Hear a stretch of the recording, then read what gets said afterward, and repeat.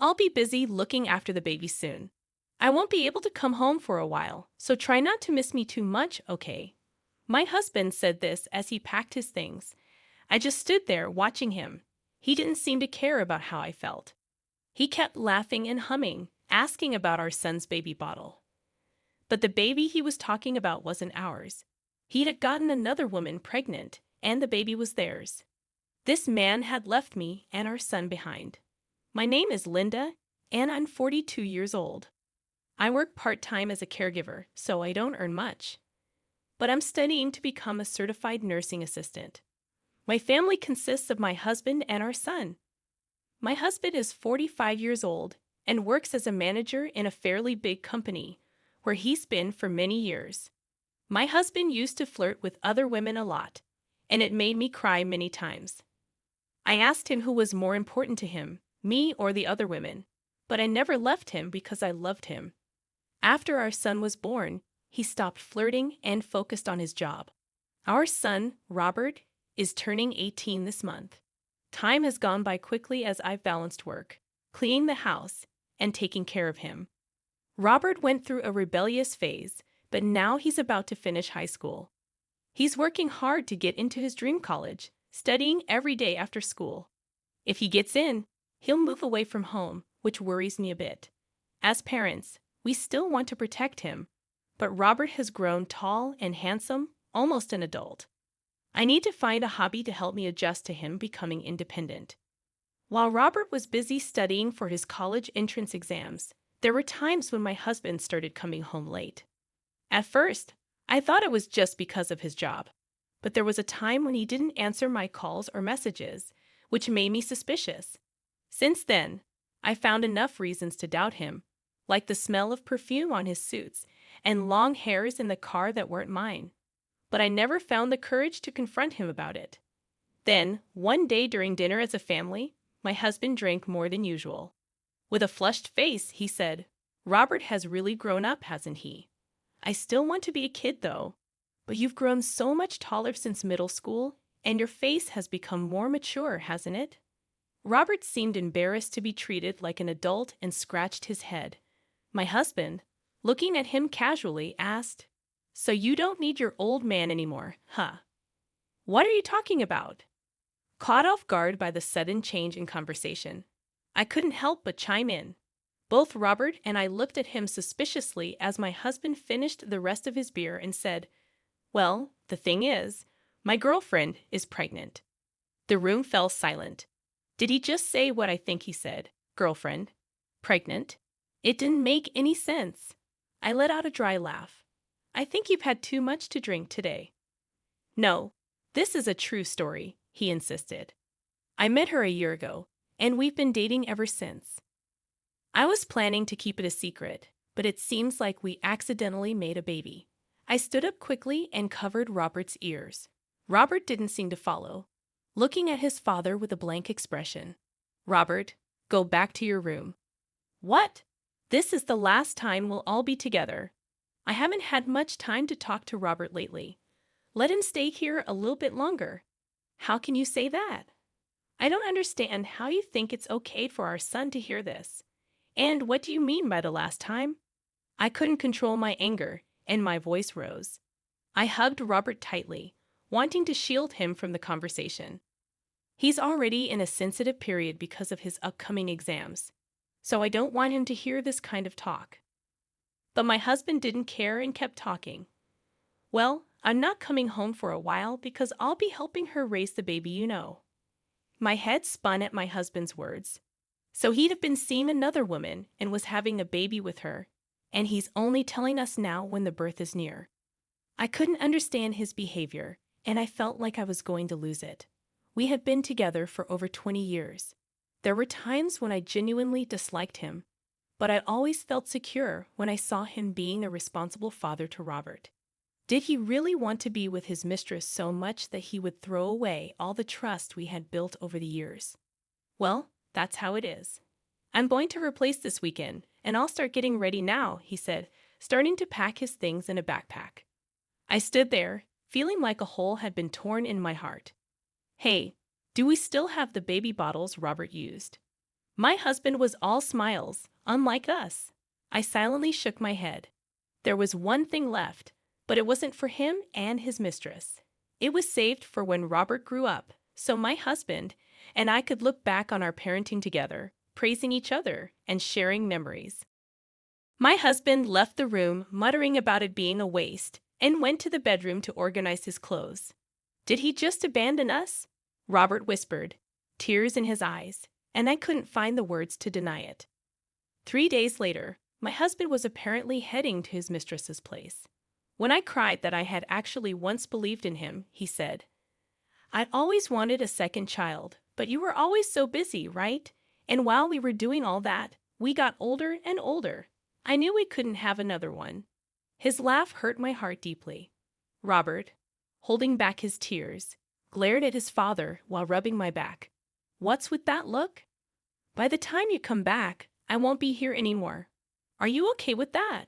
Sure, you're an adult now, right? You've lost your childlike charm, and you're not as cute anymore. I heard my girlfriend's baby is a girl, so I might like her even more than you."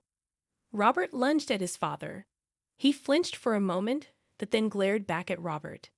"Ah, she's so young and cute, unlike you guys. I'm really looking forward to our future together." "Yeah, I get it now. You're the worst, Dad. At least now both Mom and I can make up our minds. We know what to do." I also spoke up, following Robert. "You should know that there will be no home for you to return to anymore."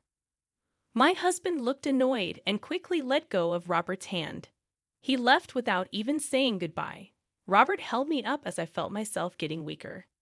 We didn't just sit around after we found out about my husband's girlfriend. We started planning what to do next. About 2 weeks later, my husband called. He laughed and said things were going well with their daughter. He even sent a picture of the girlfriend holding the baby, which made me really angry. But without knowing, he gave us proof. I saved the picture and recorded our conversation, amazed at how silly he was. Then, right on time, my husband's girlfriend took the phone. "Are you his wife?" "I'm sorry I took your husband, but we have a child together now. So there's nothing you can do, right?" Yeah, being a parent is a handful. It's good you're cool about it. When your husband talked about you, I thought you were just someone who cried a lot and couldn't handle stuff. But you're not like that at all. That's what he'd been telling his girlfriend about me. Half a year ago, those words would have hurt me a lot, but now they didn't faze me. I didn't love my husband anymore. You knew he was married with a kid, and you still went after him, didn't you? At first, I didn't know he was married. Your husband always took off his wedding ring when we met, so when he finally told me, I was surprised, but it didn't change how I felt about him. "We're meant to be together forever," she said. "It's a good thing they're both clueless."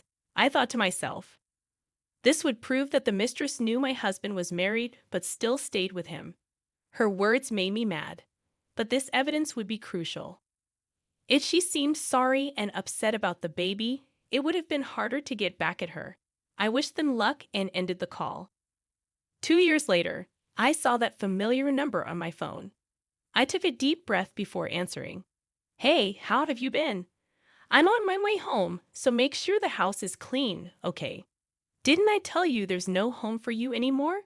What are you trying to prove?" My husband sounded frustrated.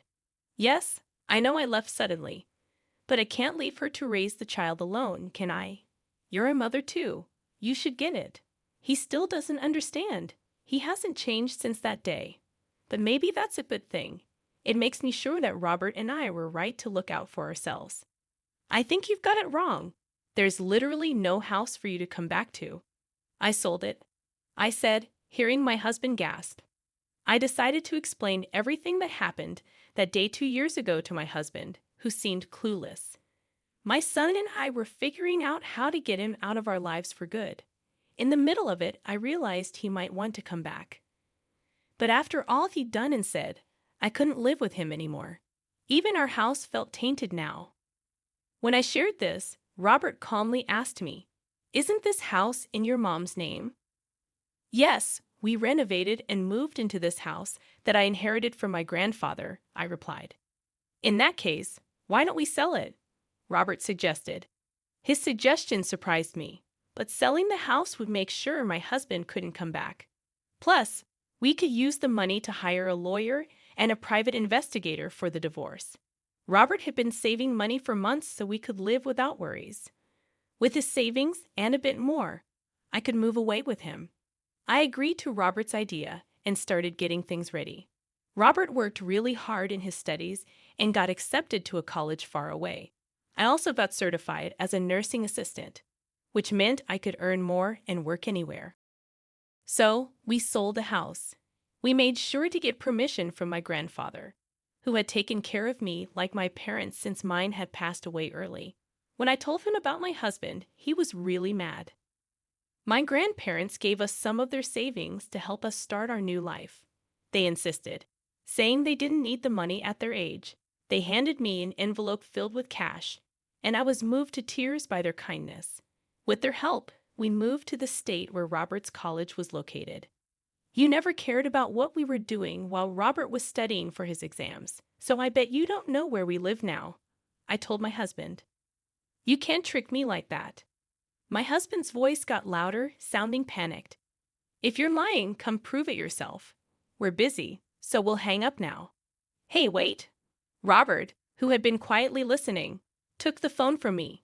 Dad, remember what you said? That we don't need you anymore. We agree. We don't need a dad who leaves us for his girlfriend. With a firm tone, Robert told him this, and my husband started crying. Please don't leave me. I know I messed up.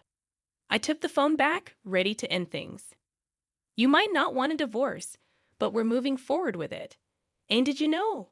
If your girlfriend's baby was conceived during our marriage, you'll have to pay even more in alimony. Better start preparing for that. I hung up without waiting for his reply. He kept calling, but I ignored it. I didn't need any more stress. From now on, my husband would have to deal with the costs of raising his girlfriend's child and paying me alimony. My husband wasn't good at supporting himself, and I always had to clean up after him. He'd leave dirty dishes and laundry everywhere, hardly ever helping around the house. Sometimes he'd proudly take out the trash, but that was rare. I don't think he and his young girlfriend will last long. After speaking my mind, I feel like a weight has been lifted off my chest. I take a deep breath. Robert looks worried about me. I'm okay. I said what I needed to, and I feel much better now. Let's go out and eat something you like today. I force a smile at Robert, even though I'm tired.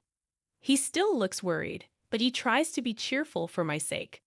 Seeing my smiling son debating between steak, sushi, or pizza is absolutely adorable. We've been through a lot of tough times, but let's make even more happy memories. This new place is unfamiliar, but Robert and I will be just fine. I need to work hard to help him become more independent. When I decided to live with him, he was glad to still get my home-cooked meals since he's not great at cooking. But now, having friends over or getting a girlfriend might be awkward with me around. Robert is so caring that he'll always worry about me, and his girlfriend might get tired of it eventually. I'll need to teach him how to cook so he can live on his own, which means I'll be even busier. Even though my husband is gone, I don't feel lonely anymore. Thinking about our future life together, I laugh and feel refreshed. With my husband completely out of my life, I can live the rest of my days with a clear conscience.